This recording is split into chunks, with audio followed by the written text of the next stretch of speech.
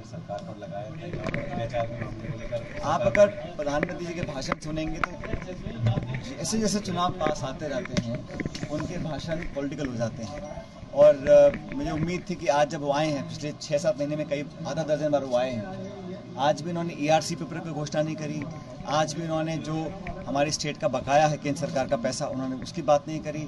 और बहुत सारे प्रदेश के मुद्दे हैं जो हमारे तमाम जो 25 सांसद लोकसभा के हैं, कई बार वो हमने भी उनको आग्रह किया कि आप इन मांगों को पूरा कराएं, लेकिन दुर्भाग्यवश वो काम पूरा नहीं कर पा रहे हैं। और सदन चल रहा है पार्लियामेंट, और वहाँ पर अविश्वास प्रस्ताव विपक्ष लेकर आ रहा है, लेकिन मणिपुर के मुद्दे पर जिस प्रकार से उन्होंने मौन व्रत धारण किया हुआ है, और वहाँ पर हम सब इतना चाहते हैं कि चर्चा हो, चर्चा होने के बाद एक उचित कार्रवाई हो, क्योंकि आज 3 महीने हो गए हैं और हमारा एक उत्तर पूर्वी क्षेत्र का एक महत्वपूर्ण राज्य, जहाँ पर 3 महीने से सरकार नाम की चीज़ बची नहीं है, जनता का इकबाल ख़त्म हो चुका है। वहाँ इतनी मौतें हो गई हैं, एक तरह का आपस में जो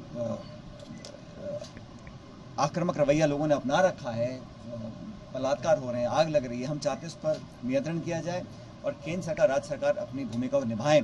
इस पर जो भाजपा का शीर्ष नेतृत्व है वो चर्चा करने से भी संकोच कर रहा है और कदम उठाने की बात तो बहुत दूर है। इसलिए हम बहुत चिंतित हैं और हम चाहते हैं कि इस प्रकार का जो बर्बरतापूर्ण व्यवहार हुआ है मणिपुर के अंदर, उसकी पुनरावृत्ति ना हो। इस बात का आश्वासन प्रधानमंत्री जी देते तो बेहतर रहता। आज मोदी जी के दौरे से पहले एक भाषण था मुख्यमंत्री जी का 3 मिनट का, उसको हटा दिया गया पीएम द्वारा। इसके बाद मुख्यमंत्री ने ट्वीट किया था। मैंने कहा ना, जो मुद्दे हम चाहते हैं प्रधानमंत्री जी या केंद्र सरकार उठाए, उसको वो कराने में बिल्कुल नाकाम रहे हैं। जनता के हित के मुद्दे जो हम चाहते हैं, हम ERCP की बात करते हैं, हम चाहते हैं हमारी रेल परियोजनाओं का बहुत पैसा अटका पड़ा है, हमारा जो हिस्सा है प्रदेश सरकार का GST का, बहुत सारे टैक्सेस हैं, वो पैसा पूरा मिला नहीं है, और योजनाओं में जो सहयोग मिलना चाहिए वो पक्षपातपूर्ण तरीके से कार्रवाई कर रही है केंद्र सरकार, ये अब जग जाहिर हो चुका है।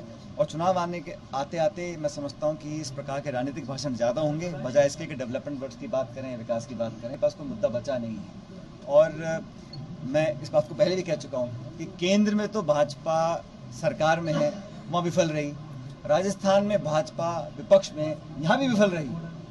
अजीब पार्टी है जो सत्ता में फेल हो रही है और विपक्ष में फेल हो रही है। 4.5 साल में कोई मुद्दा उनका बचा नहीं कहने के लिए, आपसी झगड़ों में इतने फंसे हुए हैं।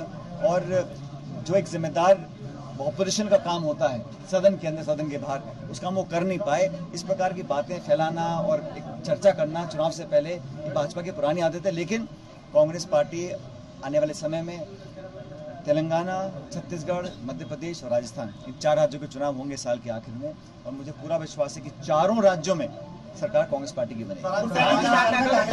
हुड्डा जी की लाल डायरी चर्चा का विषय